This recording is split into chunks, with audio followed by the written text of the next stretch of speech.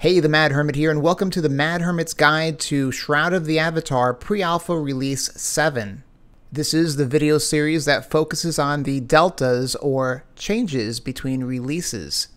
If you've been singing along since the very beginning, then this is the video you're going to want to watch to find out what's new in Pre-Alpha Release 7. If you're new, however, I encourage you to look at some of my previous videos, the Mad Hermit's Guide to Pre-Alpha Release 3, 4, 5, and 6, which will not only show you how far we've come, but will bring you up to speed on the various commands and UI elements in the game, allowing you to get the most out of your Pre-Alpha 7 experience. Alright, without further ado, let's get started. One of the first changes you'll find is the new 3D Overworld map system.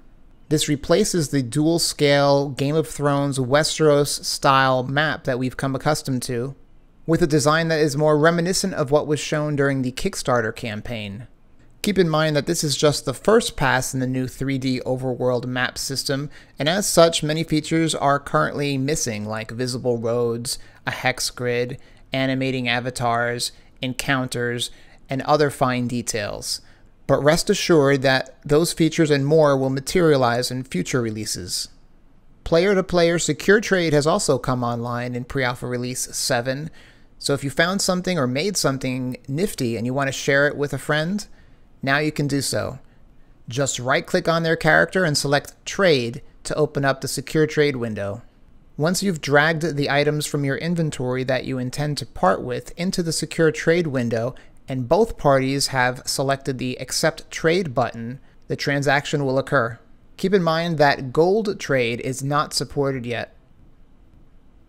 Water lots are now available and can be claimed by player characters. So now you can try out the Citizen Cabana, the Edelman Cabana, the Knight's Lighthouse, the Lord Houseboat, the Duke Island Castle, the Baron Galleon, and the Baron Frigate. Properties now have permissions, which you can set by double-clicking on the placard and selecting the Permissions button. From here you can assign access levels to individual characters. You can make them a guest, kindred, or trustee, which grants them varying levels of access.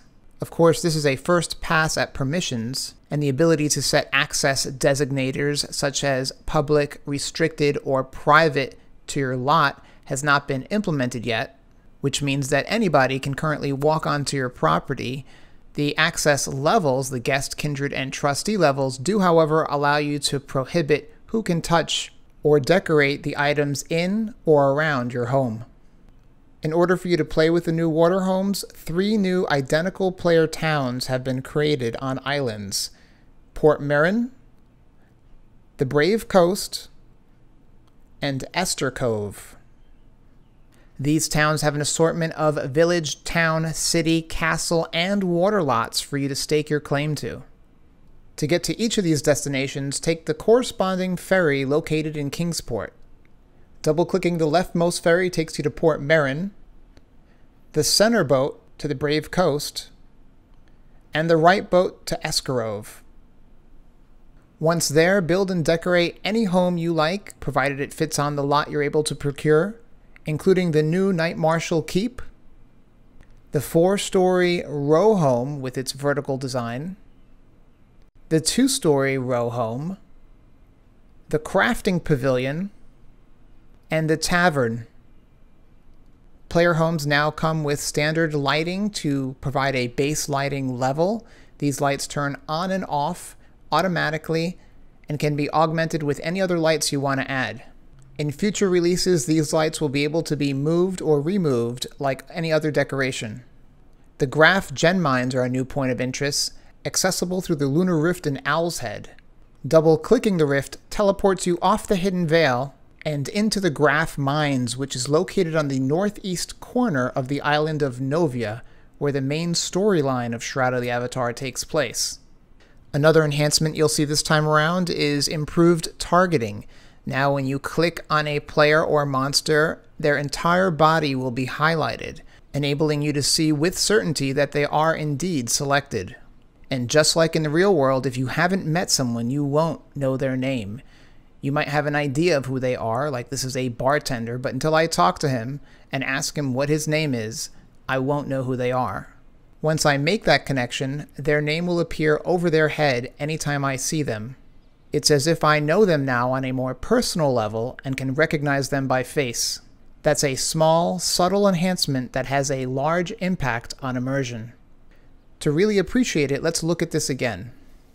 Since I don't know these people, I can only make out that one looks like a mercenary and one looks like a merchant, based on appearance alone.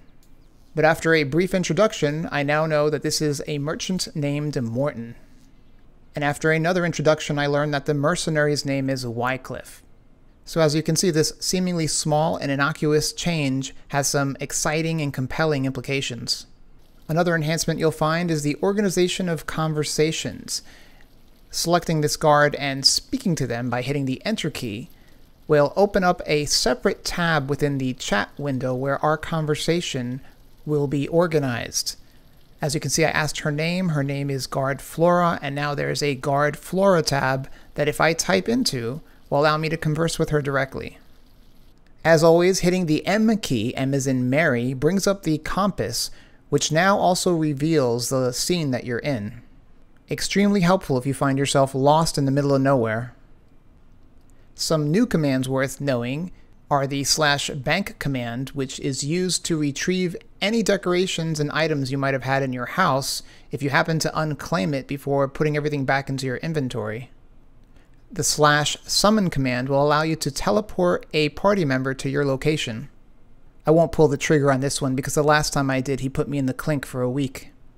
The summon party command will summon your entire party to your location.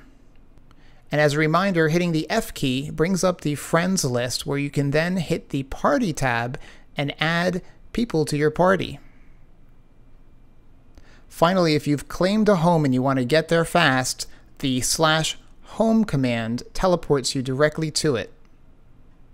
Portalarium is actively updating the various head types, so for R7 only one head type will be available.